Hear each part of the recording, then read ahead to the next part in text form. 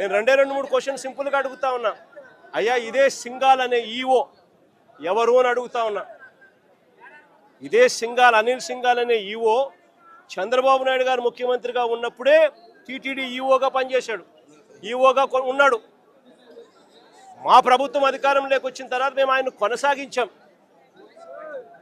మా ప్రభుత్వ హయాంలో మేము తప్పు చేసినాము అని చెప్పి చంద్రబాబు నాయుడు గారు అనుకునింటే, అది వాస్తవం అని చెప్పి ఆయన నిజంగా కూడా చిత్తశుద్ధితో నమ్మి ఉంటే, ఇదే అనిల్ సింఘాల్ను మళ్ళీ చంద్రబాబు నాయుడు గారు ముఖ్యమంత్రి అయిన తర్వాత మళ్ళీ ఈఓగా ఎందుకు తెచ్చినాడు అని అడుగుతా ఉన్నా. దాని అర్థం ఏమిటి? ఆయన చేసే ఆరోపణలలో చిత్తశుద్ధి లేదని చెప్పడానికి ఇది నిదర్శనం కాదని అడుగుతా ఉన్నా. ఇంకొకటి కూడా అడుగుతా ఉన్నా.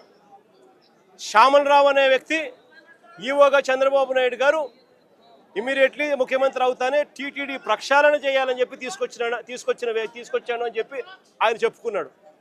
మళ్ళీ అదే శ్యామల్ రావును చంద్రబాబు నాయుడు ఎందుకు తీసినాడు అని అడుగుతా ఉన్నా. టీటీడీ ప్రక్షాళన కాకమునిపే అయ్యిందా అని అడుగుతా ఉన్నా. మరి ఎందుకు చంద్రబాబు నాయుడు శ్యామల్ రావును తీసేసినాడు అని చెప్పి అడుగుతా ఉన్నా.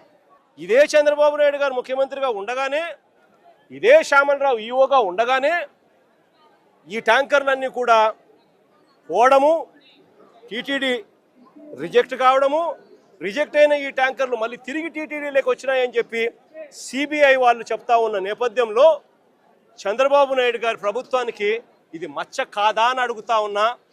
రాజకీయాలు చేస్తూ ఉన్న చంద్రబాబు నాయుడు దీనికి సమాధానం చెప్పాల్సిన అవసరం ఉందా లేదా అని అడుగుతా ఉన్నా. పాపం చేసింది ఎవరు అని చెప్పి కూడా ఈ సందర్భంగా మరొకసారి కూడా ప్రశ్నిస్తూ, వాట్ ఆర్ యు టాకింగ్ అంటాడు English. Take the nearest exit and go to Delhi. Damn it! How is this? English